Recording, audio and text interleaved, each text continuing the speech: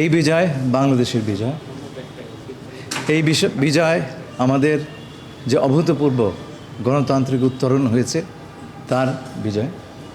এই বিজয় আমাদের প্রিয় প্রধানমন্ত্রীর বিজয়, কারণ তিনি যদি এই সিদ্ধান্ত না নিতেন এবং দৃঢ়ভাবে এবং অবিচলভাবে বিরতিহীনভাবে আমাদেরকে সমর্থন না করতেন, তাহলে এই 10 বছরের রাস্তা 10 সপ্তাহে আমরা অতিক্রম করতে পারতাম না।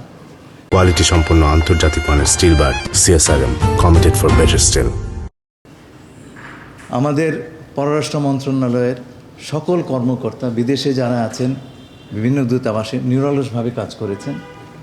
আমাদের পররাষ্ট্র প্রতিমন্ত্রী এবং মাননীয় প্রধানমন্ত্রীর পররাষ্ট্র বিষয়ক উপদেষ্টা, আমরা যে টিম স্পিরিটে কাজ করেছি এই বিজয়ের পেছনে তার অবদান ছিল বিপুল।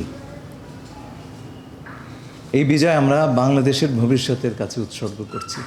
একটা প্রশ্ন এখন চলে আসছে, আপনি যেহেতু বিজয় লাভ করেছেন, এটা কনগ্রেচুলেশনস আপনাকে, ডিকামের পক্ষ থেকে কনগ্রেচুলেশন জানানো হয়েছে।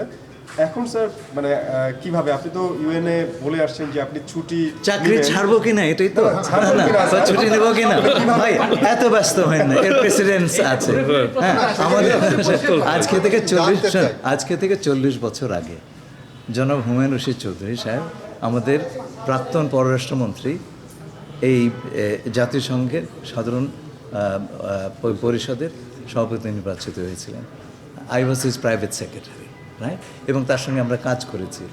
উনি 2 পদেই পূর্ণকালীনভাবে কাজ করতে পেরেছেন। সেই সময় সেটা ইন্টারনেট পূর্ব যুগ ছিল।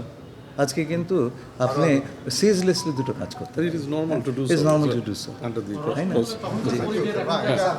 জি, আপনি জানার জন্য, নাথিং এলস, জানার জন্য আমরা চাই আপনি 2 পদে থাকেন। জানিয়েছেন। এটা আমি আগেও বলে দিয়েছি, ক্লিয়ার করে দিয়েছি। অনেকেই বলেছেন যে এখন যিনি আছেন জার্মানির, উনি তো পররাষ্ট্রমন্ত্রী ছিলেন, উনি তো ওই পদ ছেড়েই কাজ করেছেন। আসলে যে জিনিসটা হচ্ছে, উনি গ্রিন পার্টির নেতা ছিলেন, গ্রিন পার্টি ইলেকশনে হেরেছে, সুতরাং পররাষ্ট্রমন্ত্রী থাকতে পারেননি।